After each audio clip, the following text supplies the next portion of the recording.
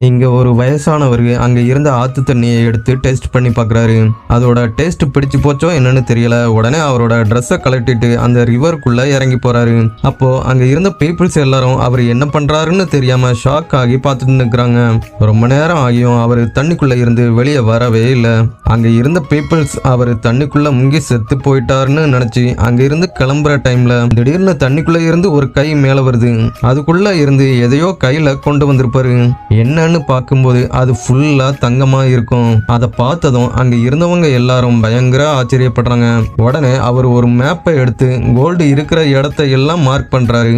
அப்போ ஒரு military officer அவரோட வேலை முடிஞ்சதுன்னு அவரை அங்கேயே ஷூட் பண்ணிடுறாரு. அதை பார்த்து ஒரு லேடி பயந்து போய் அவங்க குழந்தைய அங்கேயே விட்டுட்டு ஓடி போயிடுறாங்க. அதுக்கப்புறமா அந்த ஆபீசர் அந்த குழந்தையும் சுட போற டைம்ல சடனா அந்த குழந்தை அங்க இருந்து ஜம்ப் பண்ணி திடீர்னு ஒரு பெரிய ஆளா உருவம் மாதிரி அதை பார்த்த ஆபீசர் பயங்கர ஷாக் ஆயிடுறான். ஆக்சுவலா அந்த குழந்தை செல்வங்களின் கடவுளோட அவதாரமா இருக்கும். ஆனா இந்த விஷயம் யாருக்குமே தெரிஞ்சிருக்காது. திடீர்னு அண்ணன் தம்பி 2 பேரோட கண்ணுல இந்த குழந்தை படுது.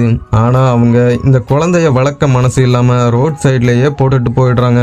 ஆனா அவங்க அந்த குழந்தைய எங்க தூக்கி போட்டாலும் மறுபடியும் அவங்க கண்ணு முன்னாடியே அந்த குழந்தை வந்துடும். என்ன பண்றதுன்னே தெரியாம திரும்பவும் அந்த குழந்தைய வீட்டுக்கு கூட்டிட்டு வந்துடுறாங்க. அப்பதான் குழந்தையோட நெத்தியில வித்தியாசமா 7 ஸ்டார் இருக்கிறத கவனிக்கிறாங்க. அது செல்வ கடவுளோட சின்னம்னு அப்பதான் அவங்களுக்கு புரியுது.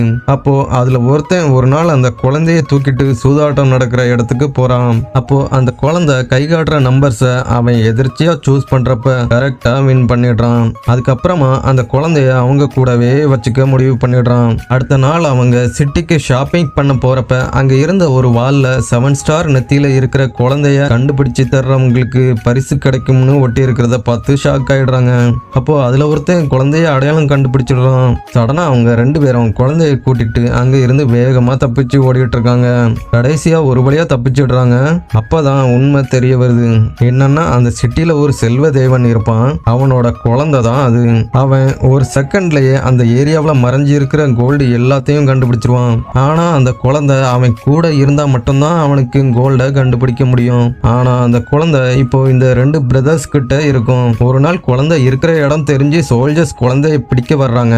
ஆனா அந்த 2 பிரதர்ஸும் சாதாரணமானவங்க கிடையாது. அவங்களுக்கும் நிறைய மார்ஷியல் ஆர்ட்ஸ் தெரிஞ்சிருக்கும். அப்போ அங்க வந்த சோல்ஜர்ஸை அவங்க 2 பேரும் சேர்ந்து அடிச்சு ஓட விடுறாங்க. அதை அந்த குழந்தை என்ஜாய் பண்ணி பார்த்து சிரிச்சுட்டு இருக்குது.